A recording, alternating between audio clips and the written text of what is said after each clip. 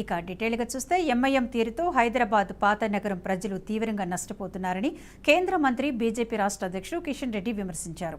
బినామీల పేర్లతో ఓవైసీ సోదరులు ఎన్నో ఏళ్లుగా వేల కోట్లు సంపాదించారని ఆరోపించారు. మతం పేరుతో రాజకీయాలు చేస్తున్న ఎంఐఎం రాష్ట్రంలో ఏ ప్రభుత్వం అధికారంలో ఉంటే ఆ పార్టీకి మద్దతు పలుకుతుందన్నారు. వచ్చే పార్లమెంటు ఎన్నికల్లో హైదరాబాద్ ఎంపీ స్థానాన్ని బీజేపీ గెలుచుకుంటుందని ధీమా వ్యక్తం చేశారు.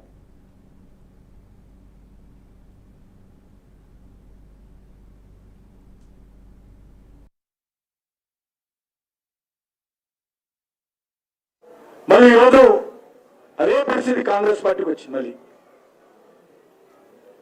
అల్టిమేట్ గా నష్టపోయేది పాత నగర ప్రజలు, అది ముస్లింలు కానీ హిందువులు కానీ. హిందువుల మీద దాడులు,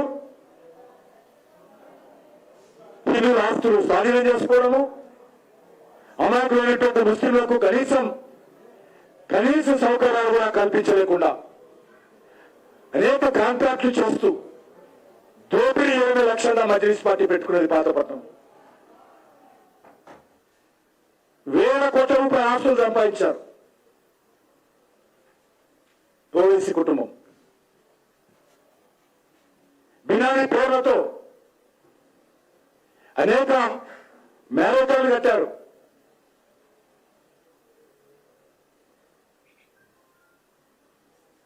కాబట్టి హైదరాబాద్ నగరానికి సంబంధించినటువంటి ప్రజలందరూ కూడా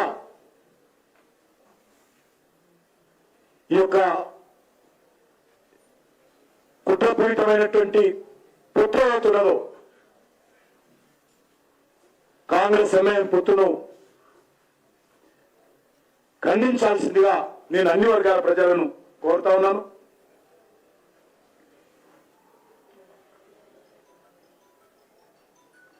రానున్నటువంటి ఎన్నికల్లో తప్పకుండా భారతీయ జనతా పార్టీ హైదరాబాద్ పార్లమెంట్ కాన్స్టిట్యున్సీలో ఓవైసీని ఓడించడమే లక్ష్యంగా పెట్టుకుని పనిచేస్తామని ఈ సందర్భంగా మనవి ఉన్నాను.